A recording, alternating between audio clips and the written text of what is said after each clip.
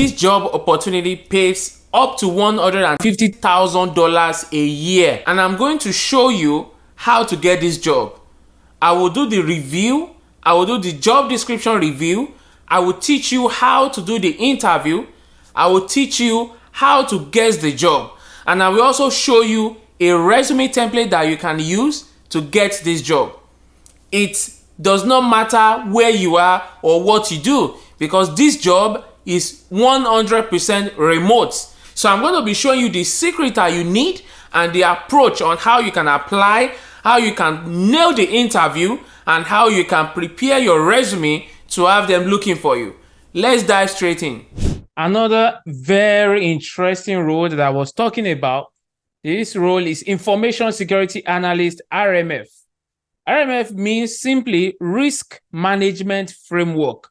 Okay, this is a full-time role, it's 100% remote, and this job pays up to $150,000 a year. Can you imagine that? $150,000 a year. And now, who is Epsilon? Epsilon is an IT service company that was founded in 2009. So you need to read about them. It is important, like I always say, when you're applying for a role, make sure you understand what the company is about. Okay, understand it is very, very important. Epsilon headquarters is in Wayville, North Carolina, with other corporate offices. That's where their headquarters is. Who work for Epsilon? In joining the Epsilon team, you will have the opportunity to contribute to Epsilon business and customer initiative. Epsilon invests in their employees. They probably have very good employee education program. This is fully remote opportunity that allow you the flexibility to work from home. Like I said, imagine $150,000 fully remote role. And you have their customers mission and average day here. Let's look at what the average day, what they're saying it looks like.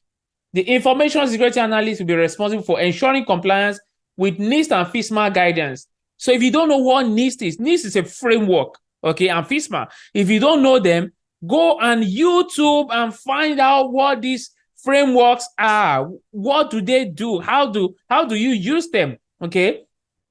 Discover, mitigate cybersecurity risk, understand and apply policies to address requests for information on cyber best practices. So you're going to understand them, and then you apply those policies to address all the cybersecurity best practices that you have to work on.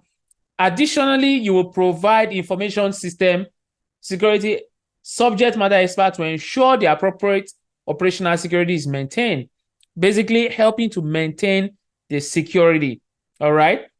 Now let's look at what we have here as the job roles and responsibility. And as a matter of fact, I think first thing that we need to understand is who exactly is Information Security Analyst that is in charge of risk management framework. I will give you that very quickly. Now, an Information Security Analyst with RMF is an expertise, all right? Is an expert, rather, that is a cybersecurity professional for implementing responsible. So let me say that again so that you guys can get what I'm saying. Now, an Information Security Analyst with RMF expertise is a cybersecurity professional that is responsible for implementing and managing security measures to safeguard an organization's information systems and data. That is basically what it is. And their primary focus is on adhering to risk management framework. All right. And we've seen that NIST, they are pretty much interested that you understand NIST and FISMA. All right. Now let's look at the job roles and responsibility. The first one says support development of robust RMF package necessary to achieve. What that is basically saying is that as an information security analyst, you will play a key role in assisting with the creation of a comprehensive risk management framework package. All right. Now, this package is essential for obtaining and maintaining full multi-year authority to operate. That is ATO, multi-year authority to operate for multiple systems. All right. Now, the second one, create, establish, document, and refine security controls. Basically, your responsibility will be involved in establishing, documenting, and refining the security controls. So you're going to establish, you will document, right? You will create first, you will establish, you will document, and refine security controls. So there are like 3 things that you're going to do. There are security controls, there are policy, and there are procedure. So you're going to create them, establish them, document them, and refine them. Refine them in the sense that they already have the existing security controls, policies, procedures. So they want you to refine them. The ones they don't have, they want you to create. Okay? That is what that is. And you'll be doing this basically to ensure applicable security requirements are met. All right? You're also going to document findings and recommendations related to control deficiencies. Where they do not have enough control, you're going to document your findings and then you're going to give them recommendation. Develop assessment plans and coordinate with other members of RMF team to ensure that security objectives are met. Actively participate and lead meetings to review and assess compliance. So you're going to be part of the meetings that will discuss and review this compliance system and technologies. All right.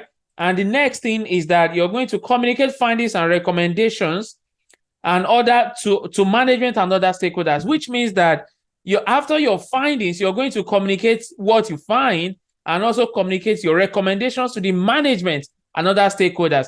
Don't forget that you have people that you report to. So what you basically be doing is to recommend what you believe is good as a form of control. All right. And the next one is to monitor and track correction activities in form of plan of action and milestones. Basically, you're going to be determining and designing plan of action and then milestone that you get, and then you say, okay, this is what we've done and this is what we have to do, and they have to be time bound. All right. And the next one is to stay abreast of NIST and FISMA. So here right now, like I used to say, that success leaves footprint. It's been very, very common that we've seen FISMA and we've seen NIST. So this is something that you have to know. Very, very important. You need to know what is NIST and what is FISMA. What are they used for?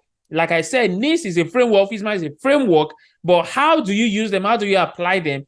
Create stories around them, create scenarios around them, and have evidence to back them up that you know and you've used them before.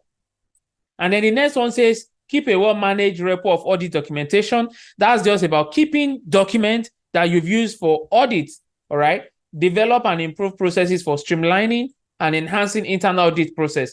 So they already have internal audit processes in place.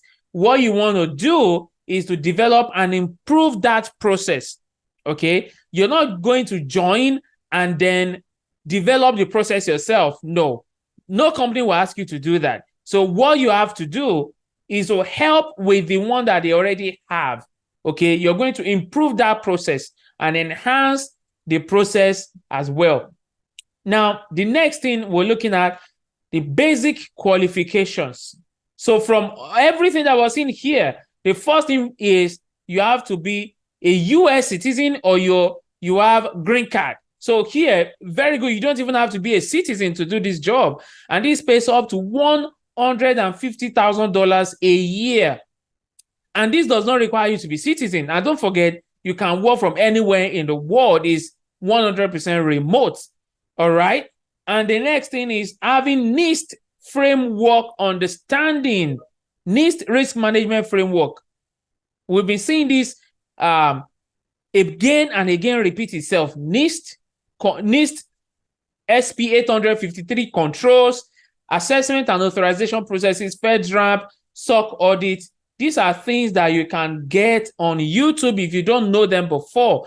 And if you need more help, if you need more training, you can sign up for my program as well. I'll be more than glad to help you to find your fittings with this. Also, proven experience with documenting requires supporting artifact. Now, just having like experience with documentation, who doesn't know that, right? That is very easy. And this right here, no less than 5 years. If you don't have to let this phase you can apply. Okay, like I used to tell you guys, if you have up to 50-60% of this qualification, of this requirement, you're good to apply. All right. Also, you need to understand Microsoft Excel, Microsoft Word, Teams, PowerPoint. These are common tools that we use every day. Anyways, bachelor's degree in information system or related field. So this doesn't mean that you have to have bachelor's degree as a computer science graduate. It means that or any related field, all right? If you have bachelor's in any related field, you're good. Now, the ability to work independently and as part of a team. Now, this has to be part of your resume. You must be able to demonstrate in your resume and even in your interview that you can work independently and then you can work as a team. Don't forget, you're going to be on your own because this is remote role. Now, preferred qualifications. Experience with cloud service provider is a plus. Don't forget, this is not required. I've always told you there's a difference between preferred and required, okay? This is a preferred qualification. So if you don't have it, it's okay. You can apply. Now, make sure you take a look at the company. What are they about? All right, read about them and understand what this role in particular, if you read about the company, what problem is this role going to solve? How are you going to add value to them with this role right here? Okay, now let's take a look at the resume that will get you and that will get the recruiter looking for you to interview you. This is the resume right here. Your name, your town, your city, your zip code, your phone number, your email, and you can also add your LinkedIn as well. Your professional summary, your skills, and also your experience, very important. And then your achievements and your education. Now, we've looked at the resume. The next thing is, if you want to do interview for this role, how do you ensure that you pass the interview? Number one, make sure you understand everything in this resume.